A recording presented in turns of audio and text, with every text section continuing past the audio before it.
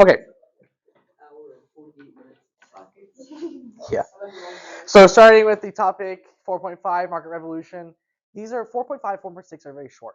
Um, but I do think that they're probably one of the more important, not necessarily in this period, but setting up for the context of the next periods, because the next periods are going to ride on the wave of industrialization, especially after the Civil War, when kind of a lot of our issues are not necessarily put aside, but to kind of have been dealt with in a way. We can start moving as a nation towards rapid growth and rapid industrialization. Um, and that is going to pave the way for the United States that you see today. So this is the beginning. These are the initial sparks, and everything else after that is going to be kind of on these two moments. Um, Especially because in the next couple kind of periods, the politics starts taking, well, not period 5, but period 6, period 7. The politics are shifting and changing so much from what it looks like today, or in this moment, that is really isolated to here. All right. So context. All right. In the market, or previously to the market industrialization, you have people who lived in a way like this. This is the very American home. Like you can go on YouTube and there's like a lady who does these kind of reenactments of what it looked like to be an early American prior to the revolution, or at least post-revolution America. It was very humble, right? I mean, this is like a house. They pretty much have like one or two rooms most likely. They have the loft. Um, Obviously, there's not a space. Very much the vision of sphere here, even though they live together. The houses are small, so understand that the spheres are not separated. That's an important part of chapter 4.6, where the spheres start to, of men and women start to break apart. All right, so you have the man here. I mean, he's doing his thing, and the woman with like the tailor, seamstress, um, and then obviously close to the children. I mean, other cute images. There's a cat, a dog. Very much the American life. Okay. It was very craft oriented. It was very much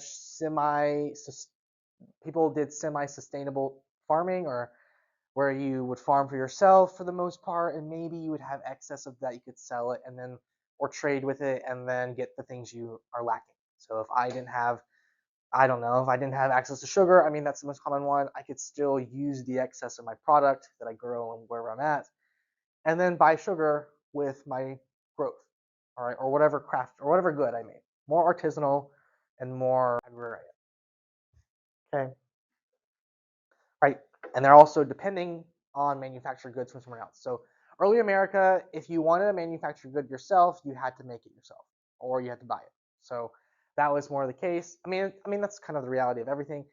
But what I mean is just that they didn't do a lot of domestic manufacturing here. So if you wanted that product cheaper, you would have to do it yourself. Versus later, when we have our market revolution, where that domestic product is available, it's grown there, we have manufacturing, and we produce a lot more goods, um, you know, in this time period. Okay, so once they're gone, and with nationalism, we're going to start focusing in on domestic industry. Right? So early 19th century is going to be a focus on local industry. That's why we start adding in these tariffs. That's why we build the American system, right? Henry Clay's American system. All that comes here. Okay.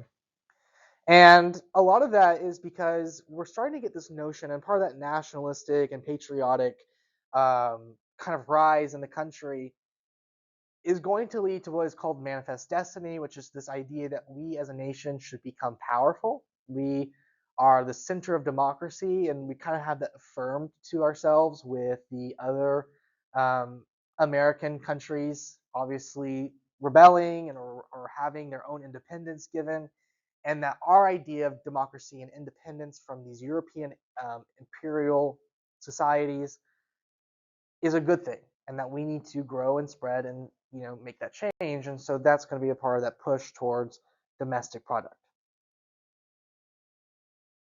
Okay, the first successful factory was going to be constructed in Rhode Island by Samuel Slater.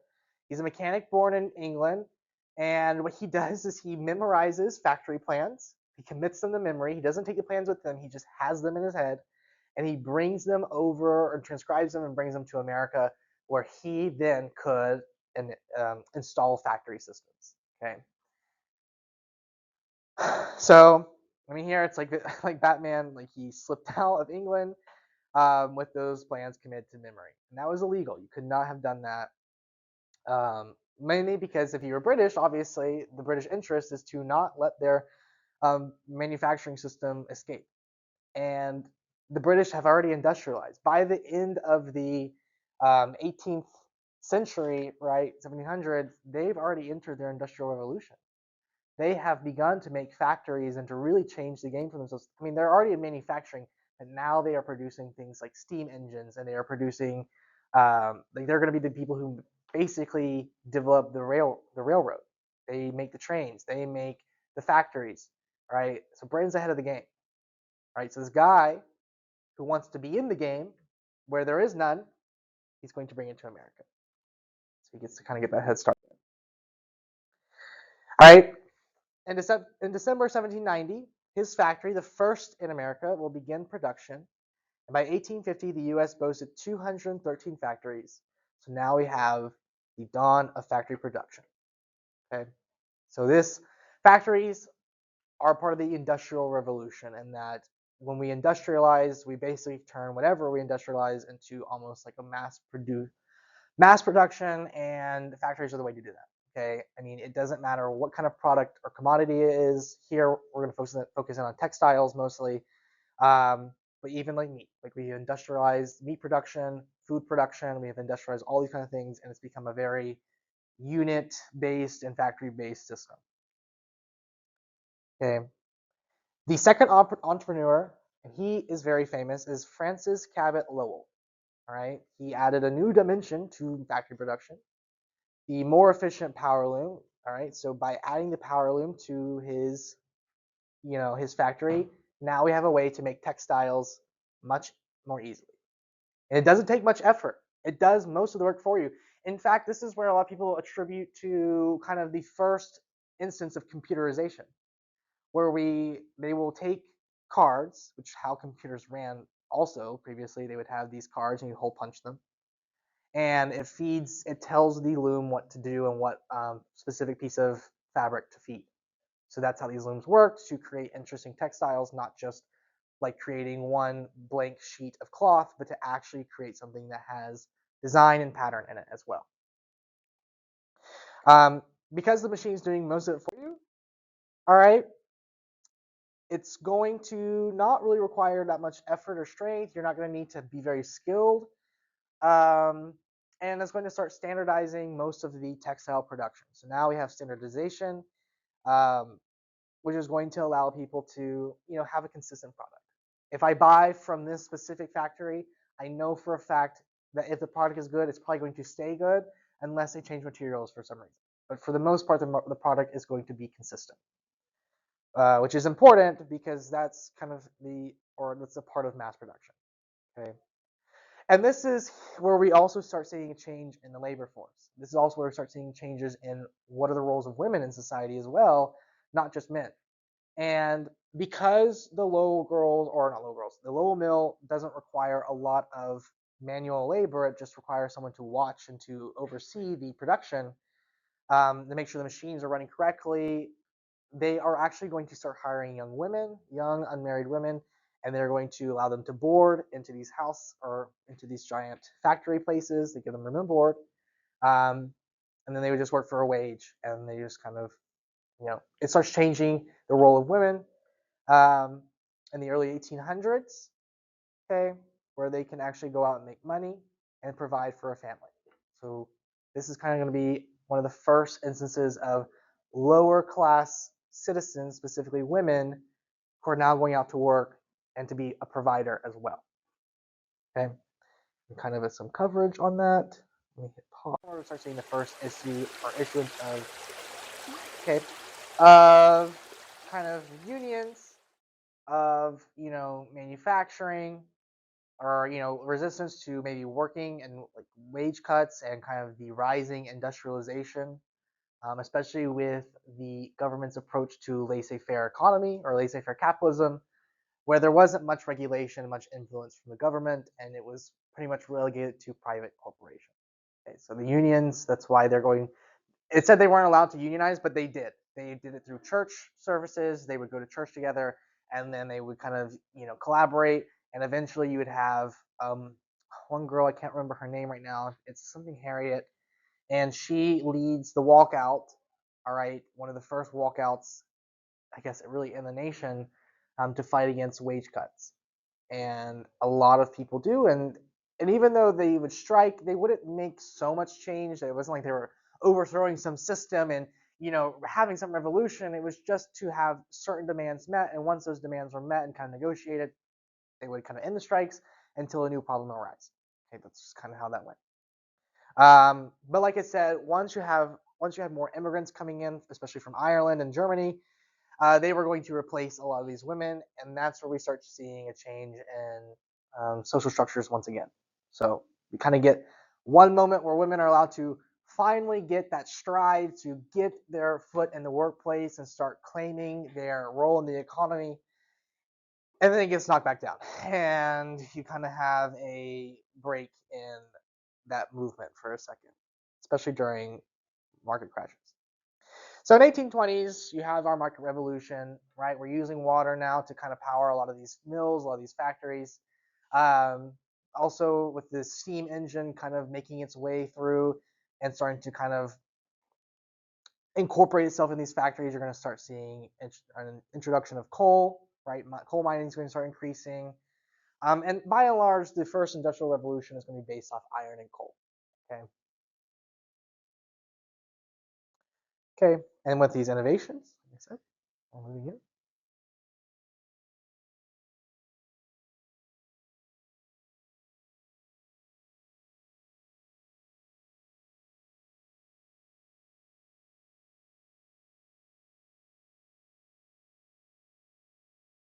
All right. So main innovation is machinery. So the guy, and this is a really important one, is interchangeable parts. This is made by Eli Whitney, the guy who made the cotton gin. He also made interchangeable parts because he had to figure out a way to make a lot of rifles for the United States. He had promised 10,000 in a year. He will make 10,000 in 10 years.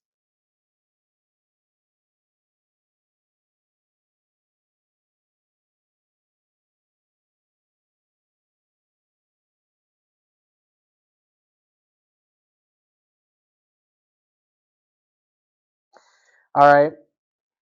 So he introduces his interchangeable parts as a way to make things more unskilled. And by having these parts, you can just kind of throw together that are um, kind of more uniformly made, more standardized. It is not much effort to then kind of put them together, have someone else do it, and create these factories and industrialize in this way.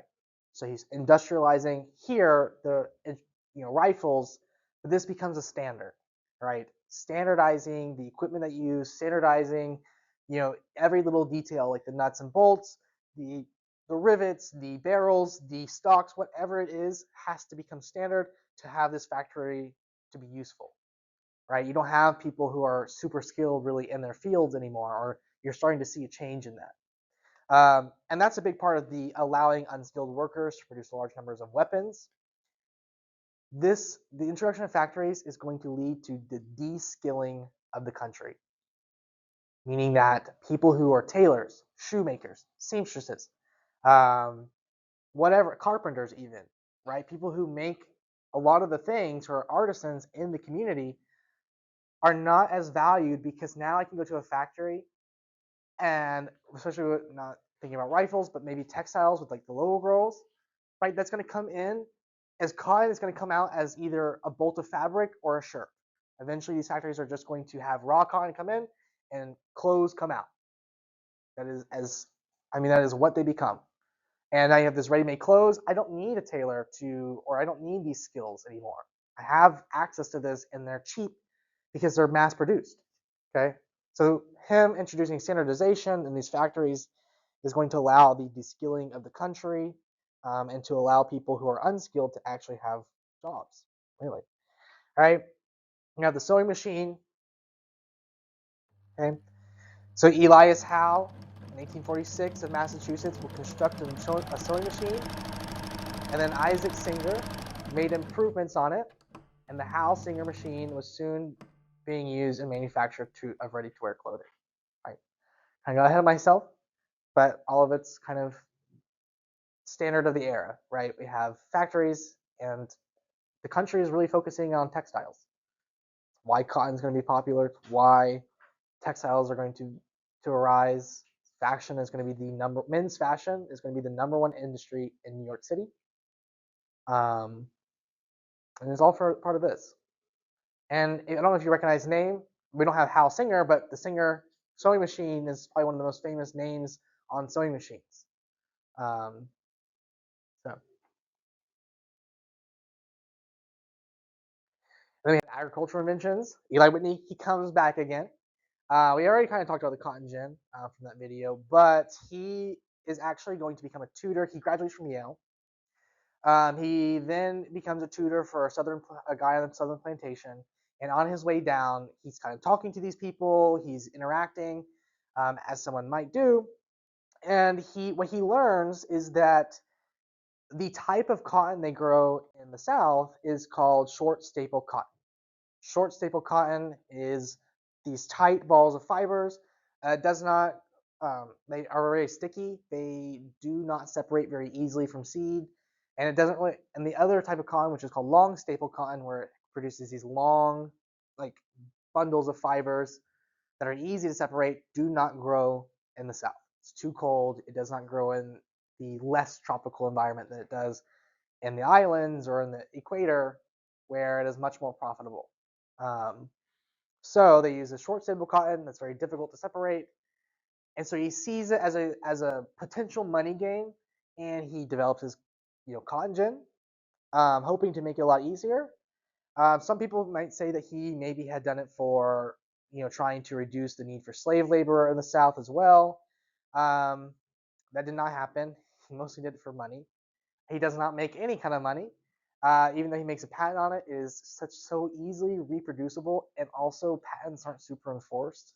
The government doesn't have a lot of power to do stuff like that, and so people reproduced it very quickly. They built it in their own plantations, and then they were able to just benefit off that. Okay, pretty much it's going to transform Southern agriculture. Cotton is going to be the industry. Okay, obviously it's going to be now with this increased demand in the north because of the textile mills. Cotton is going to grow. They're going to grow it more, and now that it's easier to produce because this machine, you can produce as much cotton in an hour as someone could do in a day. Okay, so it's going to revolutionize the cotton production in the South. Right? So now a slave could now clean 50 pounds of cotton a day compared to just one before the machine. Right? So I mean, production, that's 50 times the amount.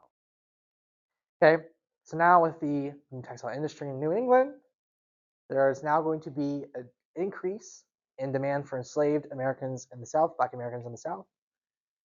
Okay, so they really go hand in hand.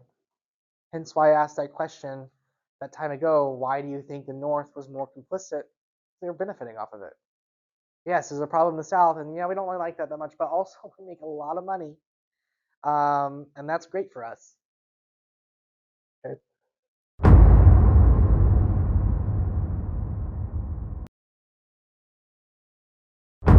Well, PowerPoint does a lot more with all this kind of.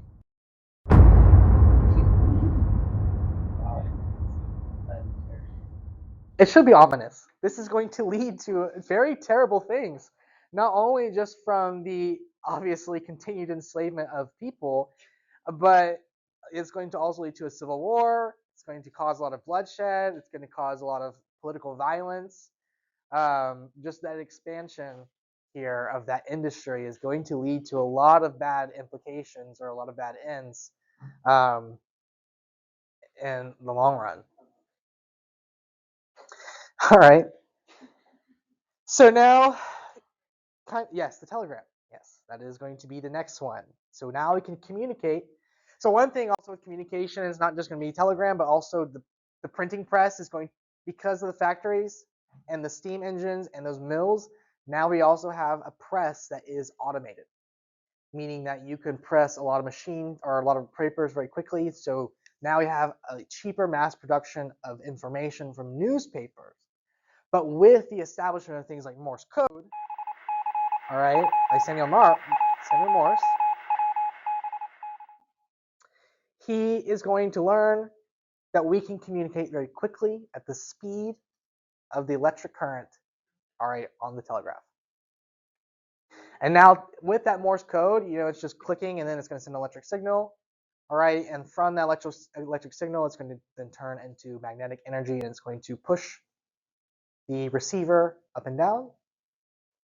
It's often associated with a noise, but it just pushes this receiver up and down, makes a noise, and then they listen to if it's long or short and the periods between it to determine the letters. And now we can have information not delivered by hand or mouth that takes months to get across the country, especially now that we're moving all the way out west. All right, now it can get there in seconds. And the people who are going to really take advantage of it is going to be mostly the North. Okay, and they're actually going to put these telegrams along the train lines. So as they build railroads, they will put up the telegram poles along the way.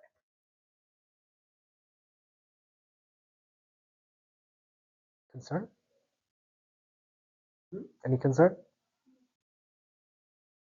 All right, so the telegraph obviously takes off. They build the telegraph system.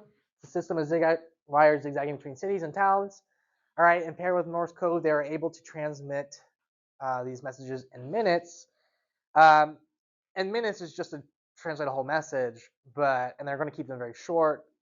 But it's just as fast as electricity can move through the wire. And generally speaking, it's very quick. Okay, so transform communication, now with 50,000 miles of telegraph wire connecting the country by 1860. And that's going to be a very big deal when it comes to the Civil War. It's actually how the North is going to win, or one of the reasons the North will win is because they have all this industry and innovation that the South just won't adopt. Oh, I can't go back. I'm sorry, I forget. Any questions so far? Telegrams connected the country. All right, and the next big deal, and probably the biggest deal of them all, is going to be the railroad and the establishment of steam engines. Steam engines are originally produced in England, so we kind of have the railroad developed there first, but then it will make its way over to America, and they'll try to find out different ways to use this efficiently. And with the steam engine, they're going to start building our first trains, which is going to speed up travel across the country immensely, as well as provide a more national market. By having the railroad, you can now deliver stuff in days instead of months or weeks. Eventually, when we get to all the way to, when we connect, both sides of the country, when we grab the West Coast, all right, it'll take about 6 days to get across versus months of travel prior to. Okay, in 1804, English and American inventors are experimenting with these steam engines for land transportation. 1802, John Stevens ran a locomotive and cars around a circular track at his New Jersey home. Did you imagine that? Just people having fun over there. I don't know. It's just kind of interesting. It makes me think of also the Wright brothers and how they were flying and how that was a big deal as well, and just people tinkering. You never know what's going on in people's homes, by the way. So with that, tinkering is going to have our transportation revolution. Not only by train with the steam engines, but also by boat with steamboats are going to become a major thing as well. So steamships. Okay. So in 1807, engineer Robert Fulton's Clermont was the first steamship to travel upriver, making the trip from New York City to Albany in 32 hours at 5 miles per hour. Seems slow. It is slow. But it's not a lot of effort, and they went upriver. Okay, that's a huge deal, especially from these slower going rivers that are easier to navigate, and that's going to allow the improvement of transportation by ships like this, which can obviously ship large amounts of goods and also large amounts of people, and that's going to improve that transportation. Also, when they have better steamships, the Mississippi is going to be much more easily navigable. All right, it's a pretty fast river. It's a very wide river. It has a lot of water going through it. So going upriver is very difficult at the time. The only thing here is that a lot of these rivers, your only direction you can really go is north or south. A lot of them flow either north or south. So it's just like you're at a limit. So they're not going to be as popular in that way. But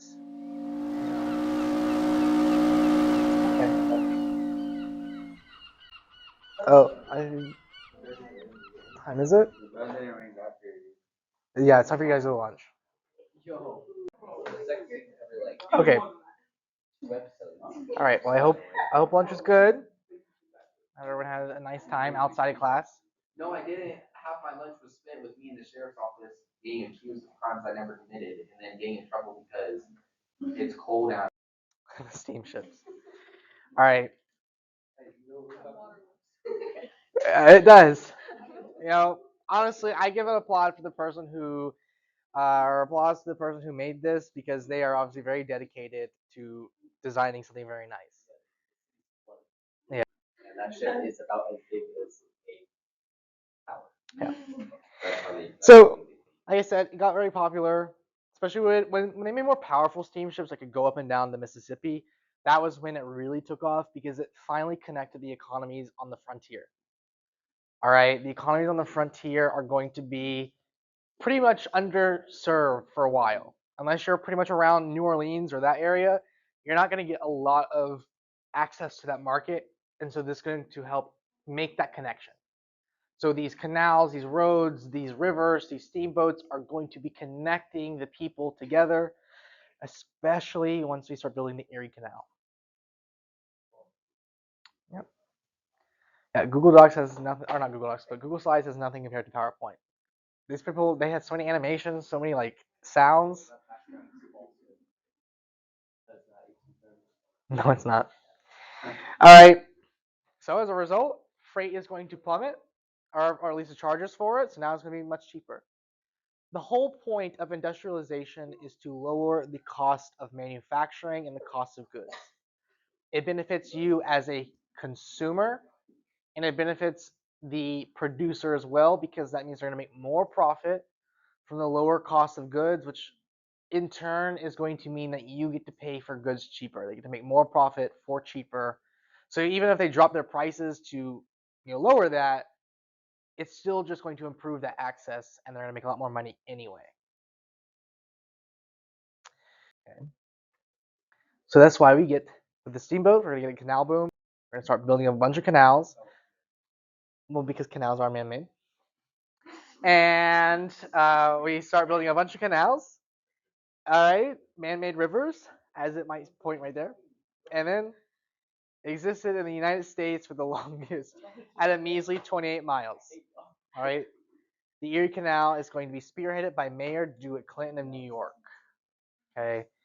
This one is the most important because it connects the Midwest through those lakes, from Lake Erie, of course, to the Atlantic Ocean. This is going to shift the power of New Orleans, being our most important port. It's now going to become New York City as our most important port. And New York City is going to become it's going to basically explode in population, explode in business, and explode a lot in finance. So it becomes a center for finance and trade. Yeah, center of trade. Well, maybe like the World Trade Centers that were once there. Gone too soon. Anyway, so this is going to really expand our economy. It's going to drop again those prices. It's going to allow for the expansion there. The only thing is that with all this kind of industry, we do have a lot of environmental, negatives. The Erie Canal has introduced a lot of issues with the trout population in like the area and like the way they spawn. One part is there's new species being introduced into Lake Erie that never were there, and another part being that also when they build these canals, they go up and down in levels, so they have to build kind of systems to raise and lower water levels to make sure that people can travel up and down the canal. Um, and so that's going to start creating, dams and barriers and issues for what are natural spawning for many of the species of fish there, um, among other things. Right, so this is maybe do it. Okay. 1860, only about 100 miles total of canals existed in the United States. The longest, obviously, being Erie.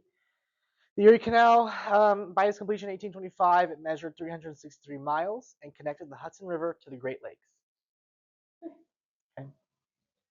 Hudson River is already a big place for travel. All right, obviously we talked about it with the first major steamboat, and now we have the Erie Canal that's going to connect all of these Midwestern states to the Atlantic. Okay. Immediate success. $7 million cost was recovered pretty quickly just from all like the tolls, the kind of usage of the canal, and then it's actually going to start spreading a lot of towns. You're going to see towns start popping up along the way, and then they're going to obviously trade goods and have access to that, and so it's going to provide better life for many Americans. All right, and like I said, it connects the Midwest or the Western market to the Atlantic, so they can actually start exporting. Most of the time, though, the Western farmers aren't really exporting; they are feeding the country. They grow most of the grain and most of the food supply. Which because the South is not very diverse in what it grows mostly cotton, rice, and tobacco. Um, Everything else is growing, obviously, food in the West. Which also means cheaper food, by the way. And then more canals will be built, obviously becoming very popular. Steamboats, like I said, aren't going to last very long because they're going to be quickly replaced by trains. Trains are just much more useful. They're more cost efficient. They are able to transport lots of goods far long distances. That's actually what trains are really good for, is transporting things long distances. That's kind of their benefit. And here we are. Like everything just flows right together. All right. So, like I said, it was short-lived. Railroads became much more popular. Okay. Here you have the image here of someone with obviously their railroad or the initial part of the train, and they're racing against a horse. Right. They're trying to see what's faster. All right. And now we have this train that's efficient, goes fast horse, and then now it's going to go faster than horses. And people are going to start traveling across the nation pretty quickly. Okay. So 1840, total railroad trackage of the country was under 3,000 miles. And then 20 years later, in 1860, it's going to have over 27,000 miles, mostly in the Northeast. The Northeast adopts the trains and a lot of these canals much more than the South. The South, if you notice, a lot of the roads here, they actually have. Oh no! Okay, well. Oh well. The South has very isolated pockets of rail, so they're not really that, they're not going to be as connected. And that's another thing when we get to the Civil War, all that stuff that we're talking about with this innovation, notice it's in the Northeast. All of it sits up in the Northeast. And by the time the Civil War happens, where we have the South versus the North, where's all the industry and innovations up north? And a war that the South probably would have easily won had that not been the case, because defensive wars are just hard to fight, or to fight against. Usually, you win if you're the defender. Okay. Okay. The government also played a role in facilitating transportation revolution, much of the road construction. So when they were building roads, they were kind of being improved by the federal government. Some private, some public ownership or partnership there. The government really works a lot with private contracting, and sometimes it works in their favor, sometimes it doesn't. Depends on what's going on. So you have the Old National Road, which is built between 1811 and 1837. 620-mile surface road funded by the government. Signal a concerted push for internal improvements by the government. This is kind of one of the first times you really see government involvement in improving infrastructure. A lot of this stuff has been kind of left to private industry to improve infrastructure within their pockets there. But now they're kind of seeing that the government's going to be involved in expanding the national market and expanding the country. Okay, and then when they put those protective tariffs in place, all right, obviously now it's going to be targeted at the domestic production, and we're going to have an expansion of industry, and it's going to be improving the American lifestyle and allowing for all these businesses and economy to grow domestically. Okay. What is it? Well, we've kind of in the Northeast, they still use a lot of trains. You can actually travel a lot with trains in the Northeast. Like my cousins, they live in upstate New York, and they can just go to this one train station that's like maybe 30 minutes away, and then they can just take it down to New York City and go for the day. And normally it's like a 2-3 hour drive. And having to deal with New York City traffic is awful. So a train is very easy if you want to just go and to do something for, I don't know, a day. Okay. But most of the part, we've kind of gotten rid of them. The only like real major things is like Amtrak, like one of the last major lines, and it barely does anything, I think. I don't believe that because every time I go to Lakeland, I have to wait 30 minutes for a train to go by in Mulberry. So Yeah, sometimes like that. But generally speaking, though, it's like we don't. It's not as like the train depot. All right, and on Main Street, that was the train depot. I don't see any tracks. That train seems not for people.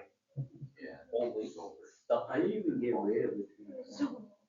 They rip them up, build over them. Yeah. they're just nailed in. We could have used them. We just other industries rose up, and we'll talk about that one sometime. Let's talk about how. I don't want to get off topic. I gotta move through. All right. So promoting U.S. commercial ties, especially when it comes to public transportation, you're gonna get me on. I can talk about all day. Promoting U.S. commercial ties with the world, that would only grow time. Okay, so now we have obviously as things have improved, we've industrialized. We're now able to kind of compete. All right, right now it's not gonna be as big of a deal. And after Civil War, we're going to be the producer of 30% of the world's manufactured goods. We are going to become a powerhouse. Hey, what's the islands on the far left? Hawaii. Okay. Okay, so you see connections. Here we are.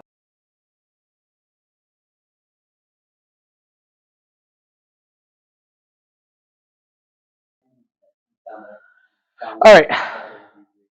Entrepreneurs are going to help create a market revolution, right? Mostly being in obviously bringing factories, railroads, whatever, all these inventions, right? Legislation, judicial systems support the development of roads, canals, railroads, which incented in large markets and help foster regional interdependence. And I think this is an important moment, is that even though these places are forming sectionalism and they're becoming their own regions, like the South is agriculture, but particularly cash crops and cotton. And the West is mostly going to be your food stuff. And then the North is your industry and manufacturing, and they're all becoming independent. At the same time, they all rely on each other. Because the West has become so, or the North has become so industrialized, they rely on the West to bring in all their food. Okay, that's how they're getting there. Because the North now needs to start producing textiles and is industrializing, they need the stuff from the South. They need that raw material. They're going to bring it to the North. They're going to have these factories, and they're going to literally take raw cotton and push out bolts of fabric or clothes. Like it'll turn into a shirt by the end of the day. Okay. So like a lot of this stuff is really changing, and they really rely on each other, despite them growing independently, developing their own cultures, their own economic needs, and that's going to be the source of divisiveness. But they all still are related. Okay. And then with that increasing production and other manufacturing, banking and shipping industries, they're going to promote that development of national international commerce. Okay, stopping here.